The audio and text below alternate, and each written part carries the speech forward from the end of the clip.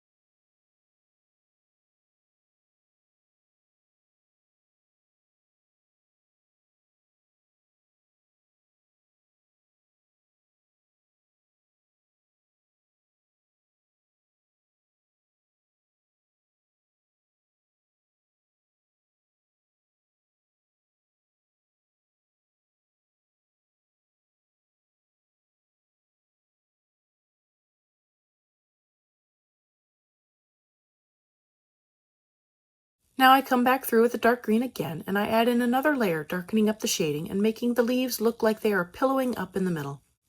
I don't need a lot, I just want to darken the base and top a little more while leaving the feathered edge alone.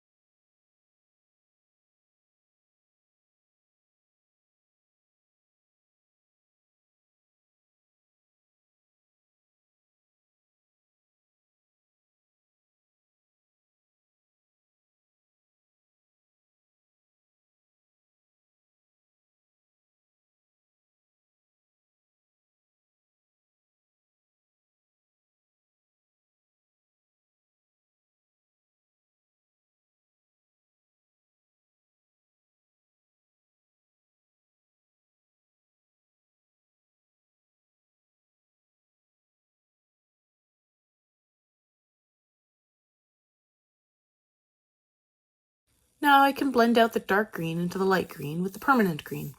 I add in a light layer over the whole leaf with extra layers on the dark green base.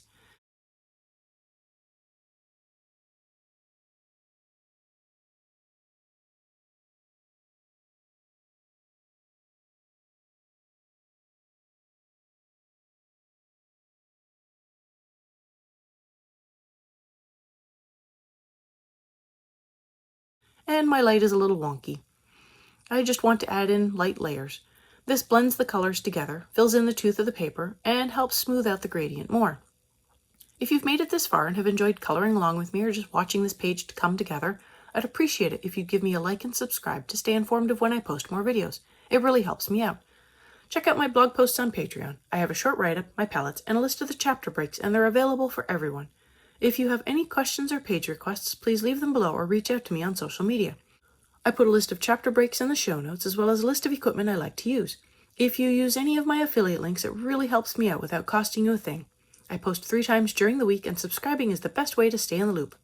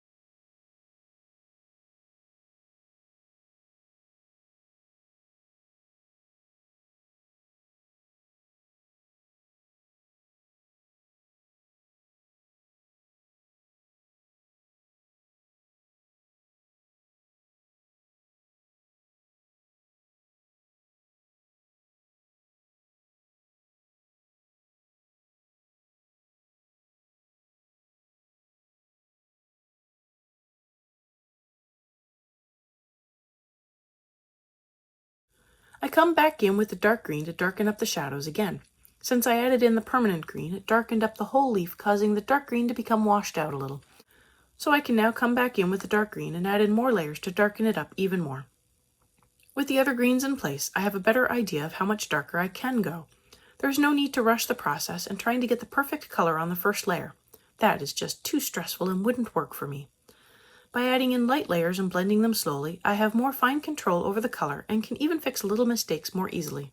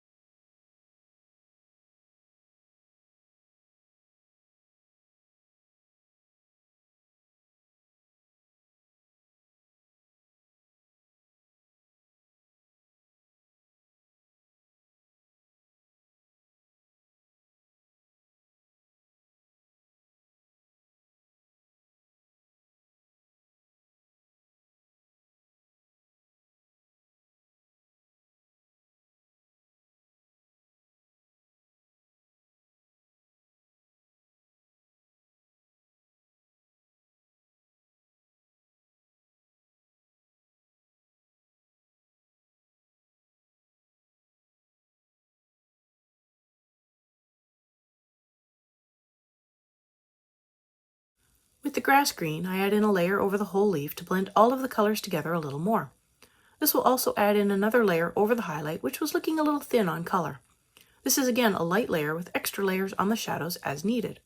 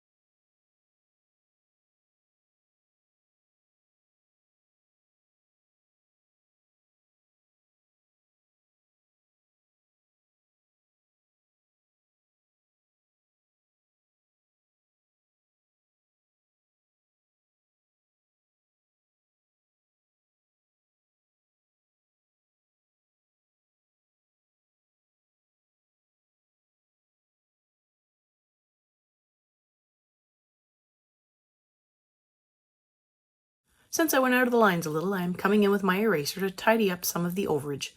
Since my layers are kept light, it is easier to erase back extra line strokes.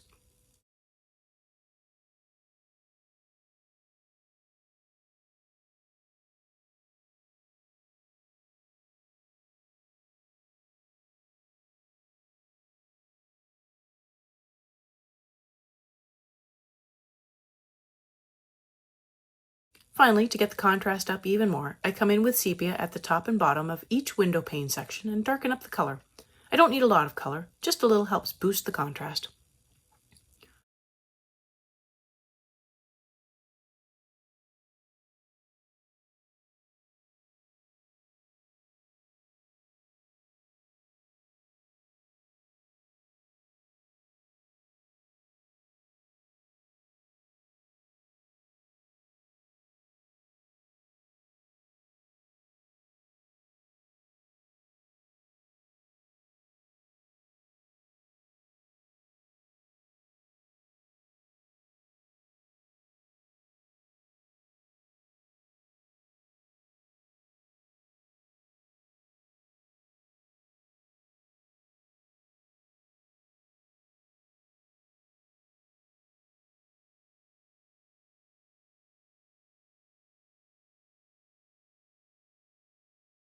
For the outline, I decided I wanted to make that yellow, so I am adding in a layer of light chrome yellow to fill in the entire section.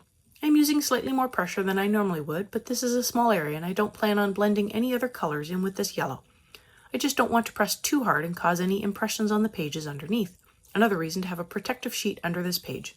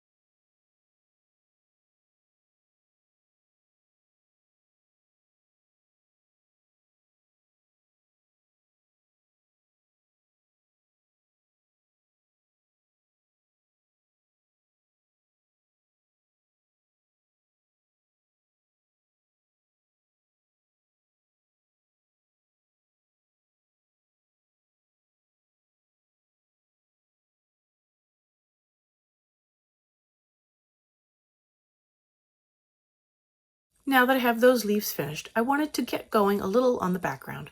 The background is totally optional and something I have a love-hate relationship with. They look great and take forever. For this particular background, I decided to limit the area, so I found a large lid and traced out the limit of my background. The line is very faint, but I can see it. The edges of the leaves do stick out from this line. I'm coming in with sky blue and adding in a light layer that I will add in another layer over. I am trying to be mindful to not drag my hand through the leaves I just finished earlier. I have dragged pigment across my pages by dragging my hand through it. It is unpleasant to have to erase back a large area of lightly smeared green or other color. So save yourself the hassle and either put a sheet under your hand, but don't drag the sheet either, lesson learned there too, or avoid placing your hand on already colored sections.